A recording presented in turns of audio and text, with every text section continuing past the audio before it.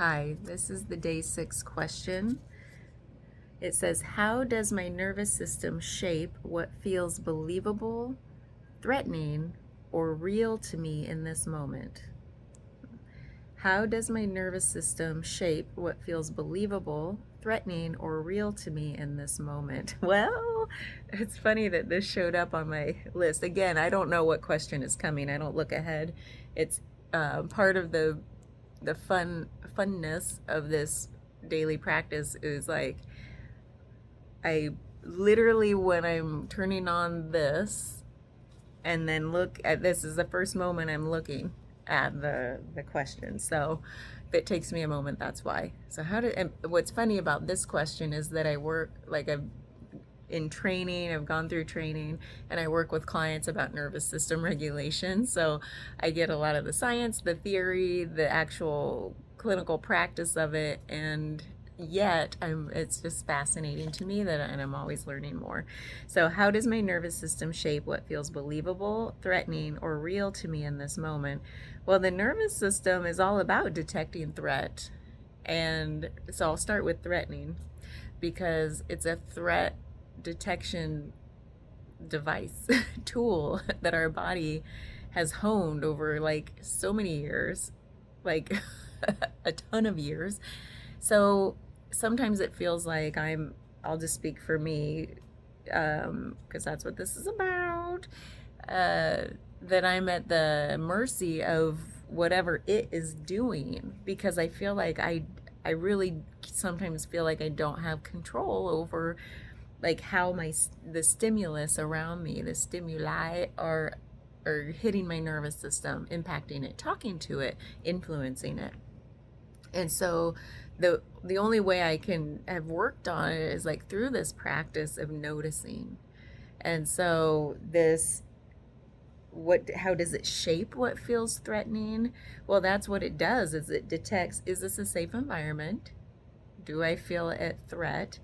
Um, and I think for me personally, like with this, like, and what feels believable or real is like before I got into this practice and didn't really notice my body sensations really, I was all mostly in my head. But now that I've worked on it a lot and I'm seeing like, oh, well, before this kicks in about what's believable or real or what influences my mood or my perspective, I swear more often than not, if not all the time, there's a body sensation that precedes it just by even a millisecond that will then unknowingly, unconsciously bubble up to my mind thoughts and emotions. And the more the practice I do with people is like, let's slow down. Let's slow way down. That's all it is. Slow down and notice, slow down and notice. And given that, then I start to, oh, there's a whole bunch going on in the body before my mind even gets involved. And so and it shapes that through whatever sensation that I have been conditioned or conditioned myself to believe or feel is preferable or not preferable. Because you take two different people, the same sensation, some people like, some people don't like, right? So it's like, ooh, that butterfly feeling in my stomach, I like it. And some people are like, no, that feels like pure anxiety and I hate it. So that's just a silly example. And then you'll notice, like, through the price, say you, because like it's pretty almost universal, not quite universal, but more often than not, we're able, like, through slowing down and noticing even the sensations that we don't prefer, we can sit with them, be with them, let them be just as they are, and ride with them to their completion, and without and then at the end we're like, oh, that wasn't so bad. So basically you can do anything for a certain number of seconds. And but the mind gets involved before we even notice the sensations, and it's like, oh god, what's happening? So I guess for me there are certain things like, how does my nervous system shape what feels believable, threatening, or real to me in this moment? Um, well, in this moment, if that's really what it's asking, my nervous system feels pretty calm. I just got done with a long massage treatment that the client wanted to just do for relaxation. And I have on some soft instrumental jazz, and it feels pretty, and like there's low lighting in here. I'm in my happy place. I feel safe, comfortable. There's no threats being detected in this moment. And I feel that through my nervous system that also controls my breath. So for me, breath is a big one where I feel like I feel spacious, so I feel calm. If I feel like if I've been breathing pretty shallow or haven't taken a deep breath in a while, sometimes that'll mean like, am I holding? Am I bracing? Like for my environment. So for me personally, my nervous system really impacts I feel the effects of my nervous system through my breath and through like this part of my body quite often. Other people feel it in different parts of their body. Mine feels like I've done a lot of work to reduce tension in my throat because that's been one of my big blockage areas, and then my diaphragm. And I'm noticing now, even as I've the last few months been working on conditioning and strengthening parts of my body and all of that. That's done a number for my nervous system also. It's helped me feel stronger so that like my nervous system, I think, is adapting to like what my body now could do, my new threshold of strength and resilience and all of that. So I feel like this makes me think, oh, this opens me up in so many ways, like about, because I love thinking about the nervous system because it really is before our we think we're so clever and smart and we have all these thoughts, but before that even gets involved, the nervous system is here going, what's happening? It's like out there in front of us, and I don't think we think like that, because it's the thoughts, the mind is like, well, we're the smart one here, we're in control, we're the command center.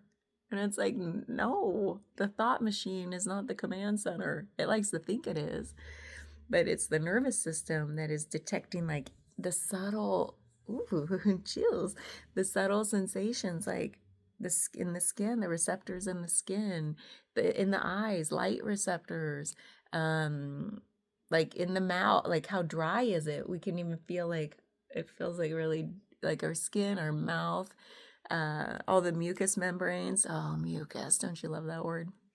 The mucous membranes that are protecting all of our orifices are lined in mucous membranes. And then that can detect very, very subtle changes in the air quality, humidity levels. The eyes do that too because there's like mucous membrane in there. And there's and like the weight of my body in the chair that I'm just sitting, I don't notice. And yet the nervous system could knows that it's seated and like feels a little more settled than if I was up on 2 feet, and then all of the postural muscles in my body that the nervous system is constantly going to like keep my balance without me trying to do any of that. Oh my God, I could go on for a year on all of that stuff that's constantly happening without us even trying. And it's detecting so much that like at any moment, like, and it's detecting interoception stuff too, like hunger and any internal pain sensations, heartburn, like it's in charge of so much, or it's like receiving so much, and then it's putting out there's reflex arcs in the body that bypass the brain, so it's doing stuff without even sending certain signals to our there. It is fascinating endlessly, and the brain is like along for the ride going, oh, that doesn't feel good, oh, I'm in a bad mood, oh, and it's making all this meaning out of it. So how does my nervous system shape what feels believable in this moment? What my nervous system feels pretty good right now. That's a weird thing to say. My nervous system seems pretty regulated right now. That's a good word. So what feels believable is like the world at large is okay. Isn't that funny? Because I feel like lately I've talked a lot about how like social media and everybody's yelling about politics and all the stuff. And it's like, am I just oblivious? Like, yeah, when I start to think about all this stuff that's going on in the world, it's really disheartening. All this stuff, all the negative things in the world. But there are a lot of positive things in the world too. And so I think, oh, I feel pretty regulated most days. Hence, therefore, my outer reality feels like a pretty chill, like wonderful place to be. And so I have to wonder, like, the people who aren't seeing the love out in the world, the peacefulness, the calmness, like the good things in addition to the bad things, are they just not regulated in their nervous systems? And that's a problem we can fix. It's without like happy pills a lot of times, you know what I mean? So, but I don't think that's a common way to think, but it's becoming, I think there's more awareness around it now with somatic work, and the word somatic popping up everywhere is a trend. So that definitely shapes what feels believable, that inner feeling, that interoception that the nervous system is so in charge of, has so much to do with how I believe what's going on both in me and beyond me, because the inner is reflected in the outer. So I know that if something feels like, if I feel like tight in the diaphragm and up here, I know in the past I've definitely felt threat out in the world, like, what's going on out there? And it affects my mood and all the things. And what feels real to me, I think believable and real kind of go hand in hand. Like, what I feel real about the inside, I think the outside. So, and it also makes me think about people who think there's an objective reality. Why do people think there's an objective reality? I'm fascinated by that. I used to be one of the people who thought there was an objective reality. And some days that still happens inside of me where I'm like, oh, did somebody pull up? Do I have a client right now? No, I don't think so. So where I was going with that is like how I feel on the inside influences how I think other people are feeling. Like, oh, everybody must feel this way. Everybody must feel this way. And definitely thought that with like, things should be this way because I feel this way. Other people must feel this way. Therefore, we must think things should be how I think they should be. And I definitely now, having worked on that myself, see that a lot in life in other people. So it's definitely a thing about what feels real to me. I think through my nervous system, like that makes me feel like, well, it must be real to everybody. So there's some link there, I think. I'm not explaining it exactly right, but yeah, so that's this. I could keep going on this, but I'll spare you. Let me know what you think about this one, just because I love talking about the nervous system. That's the kind of work I do with clients, and I'm all, like I said, endlessly fascinated that there's something so intelligent and smart and has evolved through all the conditions humanity has been through, environmentally, socioculturally, like, and we are gifted that we are a nervous, that we're like a walking bag of nerves. We're just like, it is wild, and it's been around so long, and this modern brain says we're running the show, and the nervous system is so humble, and it's like, I got you. Sometimes it runs amok, and then we got to get it regulated again. But overall, it's so adaptable. It and then what I also think about, because the word threat flashed up at me again, threatening, like how does it shape what feels threatening? Uh, it's so fascinating to me that in those moments that I feel like a nervous system sort of threat, like a threat detection, it's like there's no saber-toothed tiger, I guess was a common thing to say when you're thinking about like evolution. Like that's not a threat anymore. There's no, I can guarantee, I think I can guarantee there's no saber-toothed tiger in my town. I'm pretty sure. And I don't think people are going around with like bow and arrows shooting them at each other. Although I do live in a town that there's probably more bow and arrow things per capita than almost anywhere else in the U.S. where I live, because we're big bow hunters. But still, they're not out and about. So I'm just saying, like the threat detection that this nervous system grew up with, evolved with over centuries, we don't have the same threats. And so I love to think about what feels threatening today. And that this question kind of takes me there, because the nervous system shapes what feels threatening by like, wait a minute, I'm still like, it'll have the same nervous system effects that the saber-toothed tiger did. Like, oh no, somebody looked at me wrong.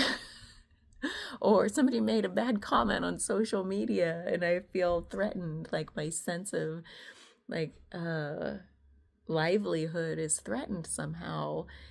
Like it does all the same nervous system things, yet we are seriously not in threat for our lives. What is that? But the nervous system has evolved over like thousands of years.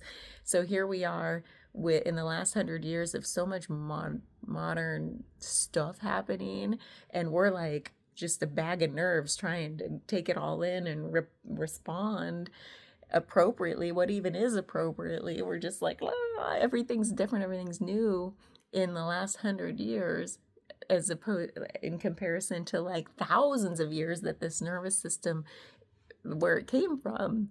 The nervous system is like, we're still doing our thing, la la la la la, and the brain is like so caught up with modern times, but the nervous system isn't. And so it's like I think we misinterpret the nervous system's signals as threatening, when in reality it's like, there's no problem here.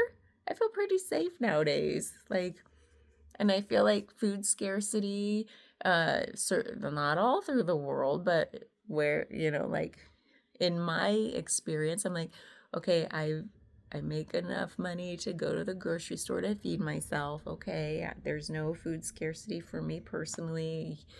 I don't have saber-toothed tigers chasing me. So anyway, I just had to go there because I love to think about how the nervous system is so old and still so wise. It is still so adaptable that it's trying to do its thing in modern times, and our brain is like misinterpreting those signals.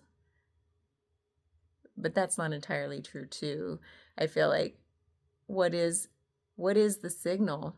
Because it goes back to some fundamental truth. Like if somebody gives you a bad look, I'm being ousted from my tribe, and therefore I can't survive on my own out in the wild.